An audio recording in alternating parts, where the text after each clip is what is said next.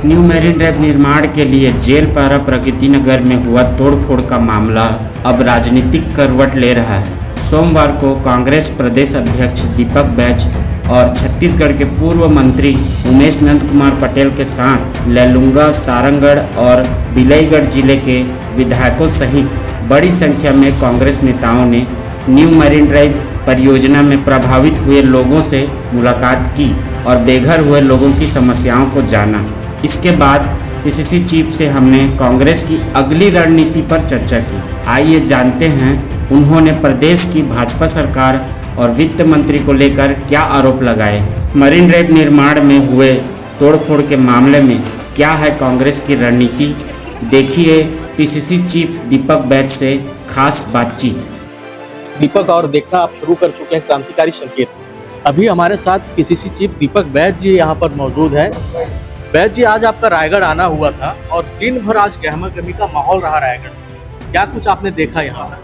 देखिए, रायगढ़ में हमें लगता है कि ऐसा माहौल यहाँ पे बनाया गया है कि जानो मानो भारत और पाकिस्तान का युद्ध हो रहा है या फिर वही राष्ट्रपति शासन लगा हुआ है। मतलब 5000 पुलिस फोर्स सिर्फ एक गरीबों का आवाज तोड़ने के लिए पूरे शहरों में मॉक ड्रिल कर रहे हैं, पैदल मार्च कर रहे हैं लाठी डंडे के साथ।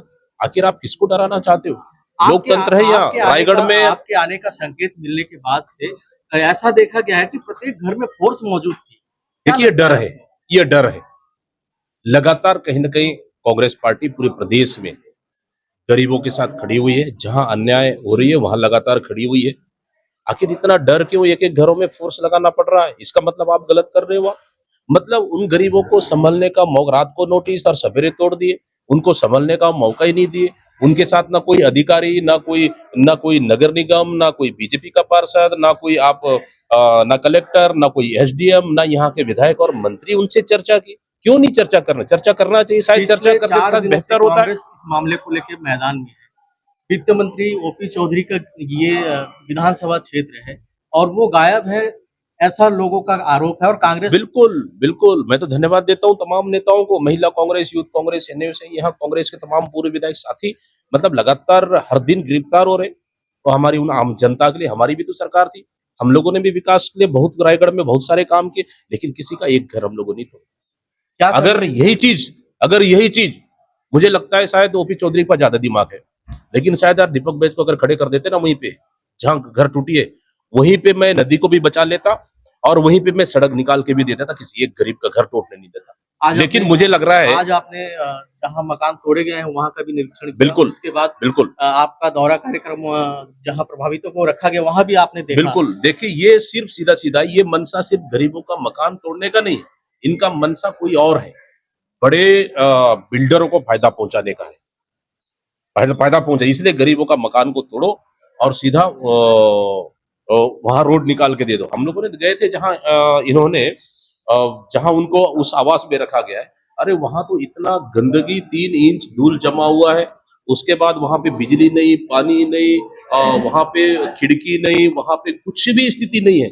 मतलब वहां तो जानवर नहीं रह सकता, वहां पे इंसानों को भेज दिया है। मतलब रायगढ़ में आम जनता, गरीब आदमी का कोई कीमत नहीं है क्या? हम पूछना चाहते कहाँ गए यहाँ के विधायक, वित्त मंत्री? एक शब्द बोलने के तैयार नहीं। ये विकास है या विनाश? अब आप विनाश कह रहे हैं, लेकिन भाजपा के लोग इसे विकास के पैमाने पे भी तौल रहे हैं। सोशल अरे मीडिया में आपके पास अगर पैसा है, आप तो आसमान में भी ब्रिज बना सकते हो। विकास करना है, लेकिन किसी का गरीब का घर को तोड़ना जरूरी है क्या? कोई भारतीय जनता पार्टी के नेताओं का घर अगर टूटेगा तो कैसे होगा? सबसे पहले सड़क में वो आएंगे। आने वाले दिनों आज गरीब का टूट रहा है तो विकास की बात कर रहे हैं। न्याय यात्रा फिर से रायगढ़ बिल्कुल होने वाली है। बिल्कुल, कांग्रेस ने ऐलान किया है इसको लेकर बहुत जल्दी उन गरीब परिवारों के लिए जिनका घर टूटा है, फिर कांग्रेस न्याय यात्रा निकालने जा रही है। आपने देखा कि कांग्रेस इस मामले को लेकर किस तरह से गंभीर है और आने वाले समय में एक बृहद कार्यक्रम कांग्रेस इस पूरे तोड़फोड़ को लेकर लॉन्च कर रही है। आप इस लगातार हमारे साथ बने रहे और हम इस पूरे प्रकरण को लेकर आपको बीच बीच पे अपडेट देते रहेंगे। बने रहिए हमारे साथ और देखते रहिए आपका लोकप्रिय और मजबूत चैनल क्रांतिकारी संकेत।